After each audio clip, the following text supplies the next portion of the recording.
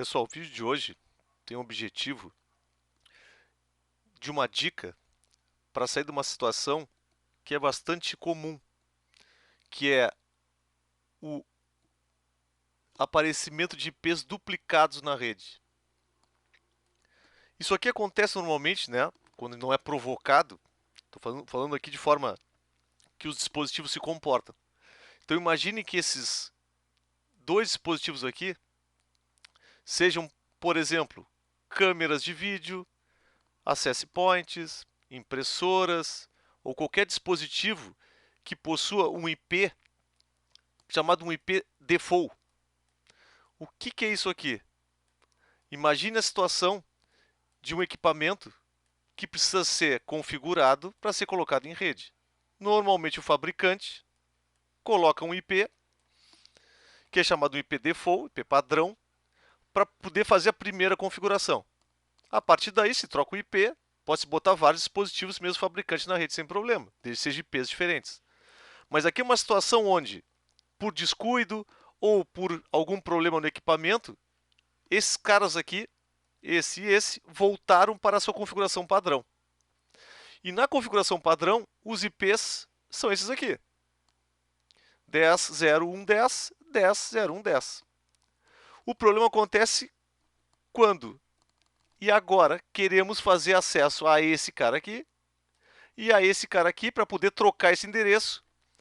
E não é possível acessar isso aqui fisicamente, por exemplo. E nem é necessário fazer isso. Isso eu quero mostrar. Então, para a gente entender a solução para isso aqui, passa como funciona o protocolo ARP. Então, o protocolo ARP ele tem o objetivo de fazer a descoberta a partir do IP. Então, o IP a gente conhece. Ele vai fazer uma descoberta e ela acontece de forma na rede, de forma em broadcast, ou seja, todo mundo aqui vai receber essa solicitação e a partir do recebimento do endereço físico, o endereço MAC,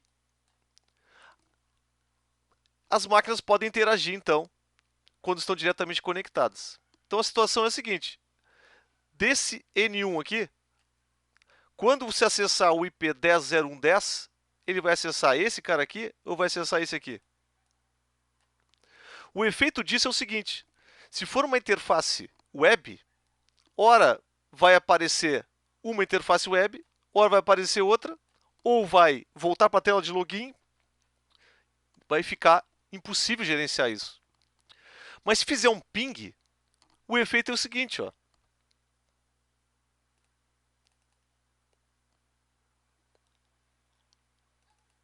O efeito é o seguinte, então eu estou acessando o N1. Olha só a situação. Ping 10.0.1.10. Vai responder. A pergunta é, quem está respondendo?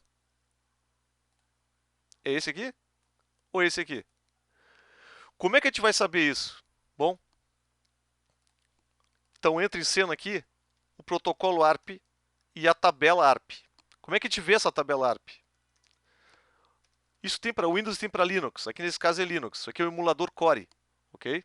Eu vou deixar depois o link da VM aqui, abaixo na descrição do vídeo, para vocês poderem fazer esse mesmo cenário. Então, olha só. Eu sei que quem está respondendo agora é quem está, nesse momento aqui, com esse endereço MAC. Final AB. Portanto, esse aqui é que está respondendo por esse IP. O que vai acontecer? Eu posso, em algum momento agora, fazer esse mesmo ping aqui. Ó, tá AB ainda. Fazer o mesmo ping. E o AA responder. Vamos ver se ele vai conseguir fazer esse efeito aí. Não aconteceu. Ele está no API aqui. Bom, então assim, como é que a gente pode fazer algo do tipo? Eu quero acessar, por exemplo, ele está com AB, né? Eu quero forçar o acesso a esse endereço aqui. Então, eu vou fazer o seguinte. Esse recurso tem para Windows, tem para Linux. Eu vou colocar aqui de forma estática. Isso se usa através do utilitário ARP, que não é um protocolo, é um utilitário, né? Menos S. S é de static.